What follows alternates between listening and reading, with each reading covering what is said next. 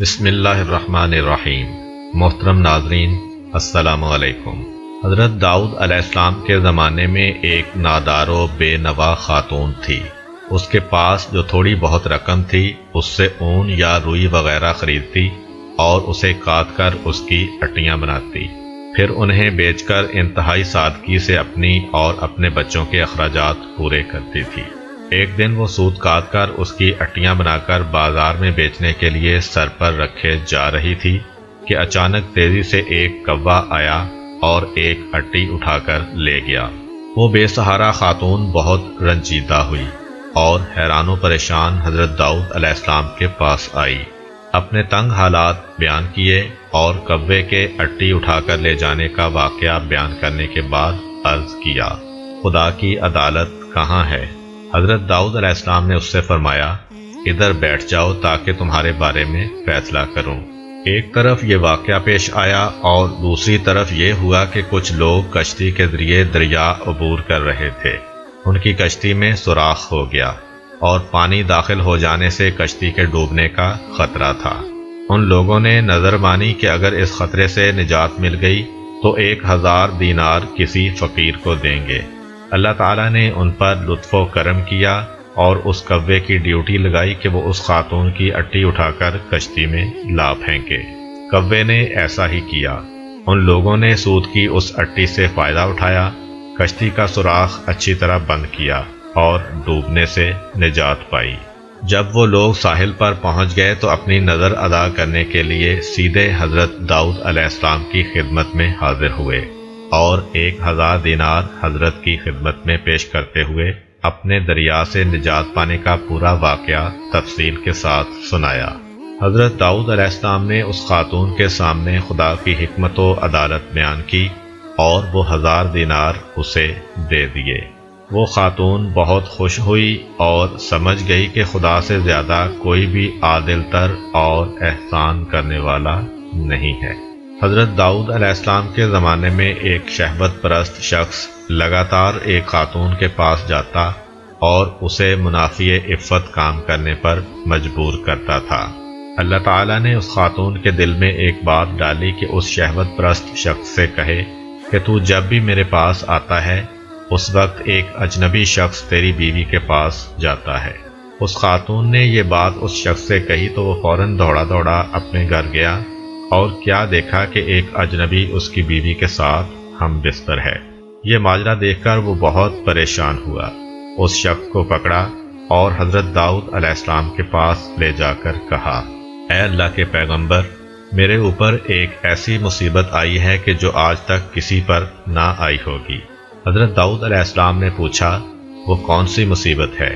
شہوت پرست مرد نے کہا، یہ شخص میری عدم موجودگی میں میرے گھر آیا ہے اور میری بیوی سے زنا کیا ہے۔ اللہ تعالیٰ نے حضرت داؤد علیہ السلام پر وحی نازل کی کہ اس مرد سے کہو، کما تدینو تدانو، جیسا کرو گے ویسا بھرو گے۔ ایک دن حضرت داؤد علیہ السلام گھر میں بیٹھے ہوئے تھے۔ آپ علیہ السلام کے پاس ایک فقیر اور پریشان حال نوجوان بھی بیٹھا ہوا تھا۔ یہ جوان حضرت داؤد علیہ السلام کے پاس بہت زیادہ آتا جاتا تھا اور بہت خاموش طبع تھا۔ ایک دن حضرت اسرائیل علیہ السلام جناب داؤد علیہ السلام کے پاس آئے اور گہری نگاہوں سے اس جوان کو دیکھا۔ جناب داؤد علیہ السلام نے حضرت اسرائیل علیہ السلام سے کہا، اس جوان کو کیوں دیکھ رہے ہیں؟ حضرت اسرائیل علیہ السلام نے کہا، ہاں، مجھے حکم ہوا ہے کہ میں اس ہفتے کے آخر میں اس جوان کی روح قبض کر لوں۔ حضرت داؤد علیہ السلام کے دل میں اس جوان کے لیے تڑپ پیدا ہوئی اور اس سے کہا، اے جوان، کیا تمہاری بیوی ہے؟ جوان نے کہا، نہیں، ابھی تک میں نے شادی نہیں کی ہے۔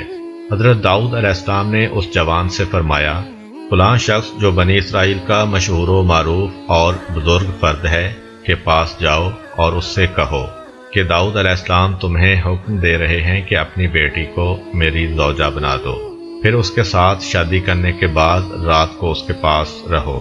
تمہارے زندگی بھر کے جتنے بھی اخراجات ہیں یہاں سے اٹھا کر لیتے جاؤ، البتہ 7 دن بعد دوبارہ میرے پاس آنا۔ حضرت داؤد علیہ السلام کا پیغام اس بات کا موجب بنا کہ اس معروف شخصیت کی بیٹی مذکورہ جوان کی بیوی بنی۔ اس جوان نے حضرت داؤد علیہ السلام کے حکم کے مطابق عمل کیا اور وہ 7 دن کے بعد دوبارہ حضرت داؤد علیہ السلام کے پاس آیا۔ حضرت داؤد علیہ السلام نے اس سے پوچھا، اے جوان، تمہارے یہ دن کیسے گزرے ہیں؟ جوان نے کہا، یہ دن اتنے اچھے گزرے ہیں کہ پوری زندگی میں پہلے کبھی ایسے نہیں گزرے۔ حضرت داؤد علیہ السلام نے فرمایا، بیٹھ جاؤ۔ وہ بیٹھ گیا۔ وہ کافی دیر وہاں رہا، لیکن حضرت اسرائیل علیہ السلام اس کے پاس نہ آئے۔ حضرت داؤد علیہ السلام نے اس جوان سے کہا، اٹھو اور اپنی زوجہ کے پاس جاؤ اور 7 دن کے بعد دوبارہ یہاں آنا۔ وہ چلا گیا۔ 7 دن گزرنے کے بعد وہ حضرت داؤد علیہ السلام کی خدمت میں حاضر ہوا۔ تیسری مرتبہ پھر حضرت داؤد علیہ السلام نے وہی حکم دیا۔ وہ 7 دن بعد پھر حضرت داؤد علیہ السلام کی خدمت میں حاضر ہوا۔ اس دوران میں جناب اسرائیل علیہ السلام تشریف لائے۔ حضرت داؤد علیہ السلام نے جناب اسرائیل علیہ السلام سے فرمایا، آپ کا ارادہ تو یہ تھا کہ آپ 7 دن بعد دوبارہ یہاں پر آئیں گے اور اس نوجوان کی روح قبض کریں گے، لیکن آپ نہیں آئے اور آج تیسرے ہفتے بعد آئے ہیں۔ حضرت اسرائیل علیہ السلام نے کہا، اے داؤد علیہ السلام، اللہ تعالیٰ نے آپ کے رحم کرنے کی وجہ سے اس پر رحم کیا اور اس کی موت 30 سال تک مؤخر کر دی ہے۔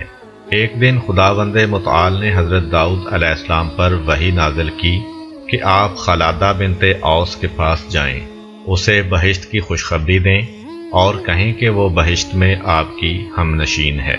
حضرت داؤد علیہ السلام نے حکم خداوندی پر عمل کیا، خلادہ کے دروازے پر آئے اور دق الباب کیا۔ وہ دروازے پر آئیں اور دروازہ کھولا۔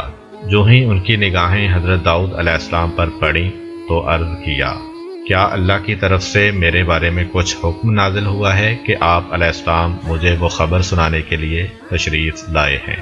حضرت داؤد علیہ السلام نے کہا، ہاں۔ خلادہ نے پوچھا، وہ کیا ہے؟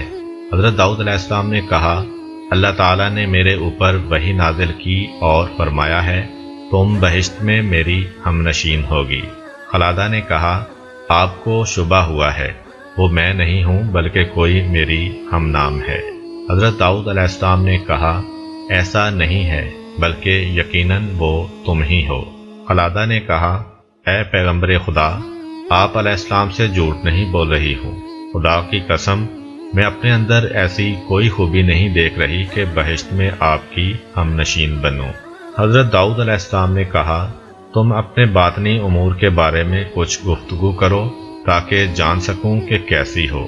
خلادہ نے کہا، میں ایک ایسی حالت کی مالکہ ہوں کہ مجھے جو بھی دکھ تکلیف ہو، خواہ نقصان ہو یا کوئی حاجت یا بھوک پیاس، میں نے کبھی اس کے رفع کرنے کے لیے خدا سے نہیں کہا، یہاں تک کہ وہ ذات خود ہی اسے رفع کر دیتی ہے، یعنی میں وہی پسند کرتی ہوں جو میرا محبوب پسند کرتا ہے، اور نہ ہی خدا سے میں ان مشکلات اور نقصانات کے عوض کچھ مانگتی ہوں، بلکہ ہمیشہ اس کا شکر بجا لاتی ہوں۔ حضرت داؤد علیہ السلام راز کی بات سمجھ گئے اور اس خاتون سے فرمایا، تم انہی خوبیوں کی وجہ سے اس مقام پر فائز ہوئی ہو۔ اگر آپ کو ہماری ویڈیو اچھی لگی ہے تو ویڈیو کو لائک کریں اور مزید اس طرح کی ویڈیوز دیکھنے کے لیے ہمارا چینل سبسکرائب کر لیں۔ ملتے ہیں نیکسٹ ویڈیو میں، اجازت دیجیے، اللہ حافظ۔